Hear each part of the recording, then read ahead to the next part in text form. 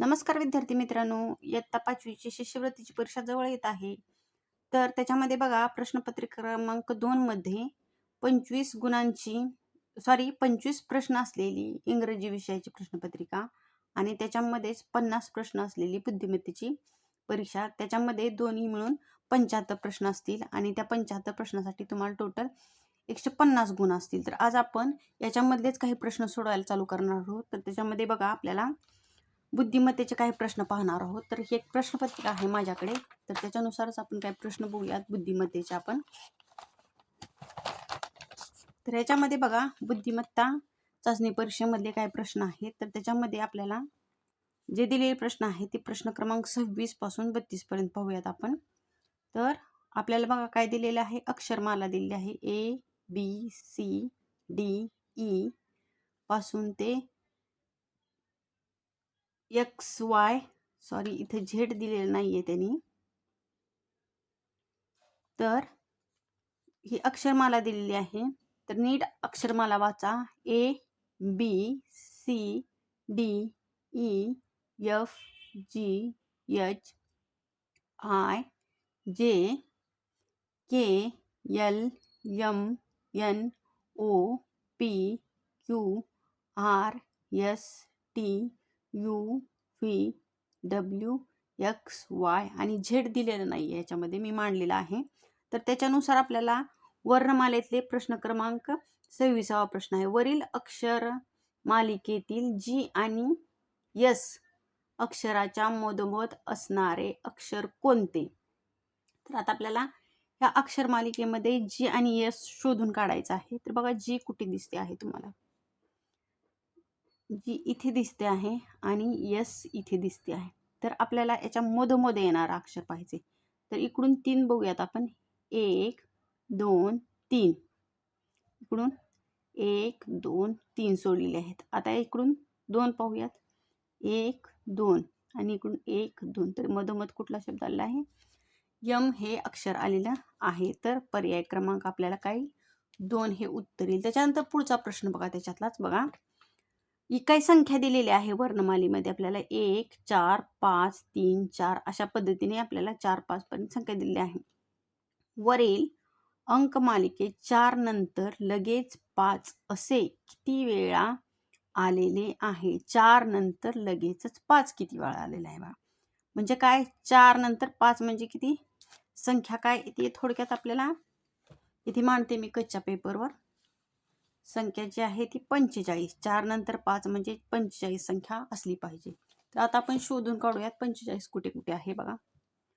व्यवस्थित पाहिलं तर बघा इथे 1 2 3 आणि 4 वेळा 45 आलेला आहे. तर बघा वरील अंकमालिकेत 4 नंतर 5 किती वेळा आलेला आहे? म्हणजे किती 4 नंतर 5 येणारी संख्या 1 2 3 आणि 4 वेळा. तर उत्तर काय येईल बघा, पर्याय क्रमांक 4 हे उत्तर येईल. त्याच्यानंतर याचं 2.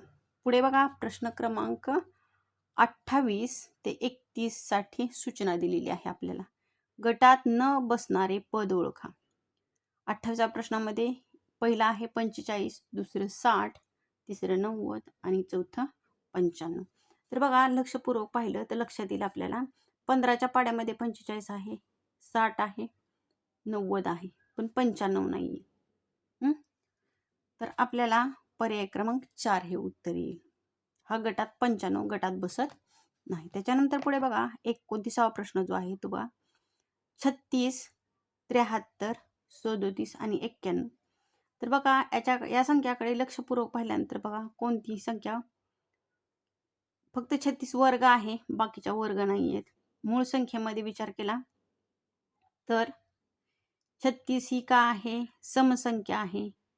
73, 37 आणि 91 का आहे, विषम संख्या आहे. तर याच्यामध्ये 36 आपल्याला वेगळी दिसते, पण मात्र मूळ संख्येचा विचार केला तर याच्यामध्ये 73, 37 ह्या मूळ संख्या आहेत. 91 आणि 36 मूळ संख्या नाही, त्याच्यामध्ये बसणार नाहीये मूळ संख्येत या संकल्पनेमध्ये. मात्र सम आणि विषम संख्येमध्ये बसेल. तर 73, 37 आणि 91 ह्या विषम संख्या आहेत आणि 36 का आहे समसंख्या आहे. पुढचं बघा, त्याच्यामुळे पर्याय क्रमांक काय येईल आपला 1 हे उत्तर येईल. त्याच्यानंतर पुढचं बघूयात आपण. प्रश्न क्रमांक 30 बघा, मार्च, मे, जून आणि जुलै. आता विचार करायला गेला तर याच्यामध्ये बघा, मार्च नंतर एप्रिल महिना येतो, इथं नाहीये. मे, जून आणि जुलै हे लगातार महिने येतात. पण मात्र यांच्या दिवसांची जर विचार केला तर मार्च हा 31 तारखेचा आहे.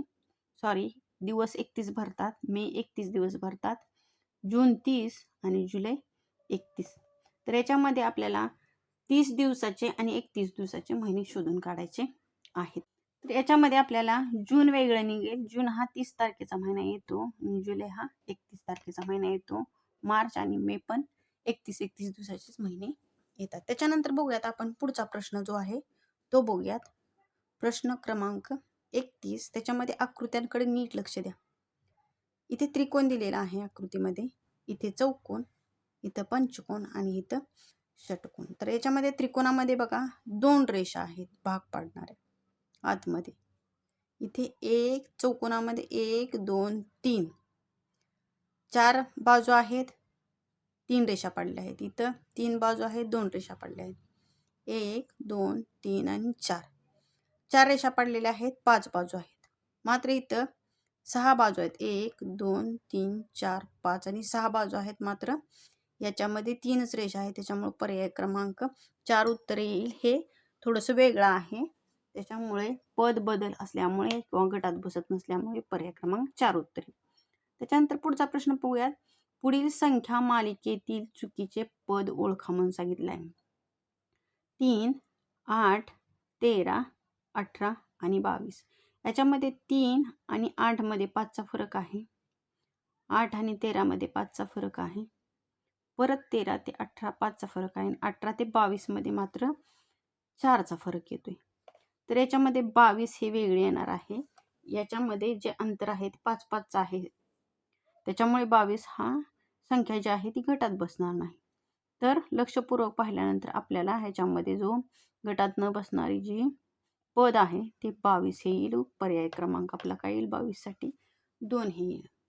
तर अशा प्रकारे आज आपण बुद्धिमत्तेचे काही उदाहरण पाहिलेले आहेत. तर असाच व्हिडिओ पाहण्यासाठी तुम्ही पुढचे व्हिडिओ माझे पहा. माझा व्हिडिओ आवडला असेल तर लाईक करा, शेअर करा. धन्यवाद.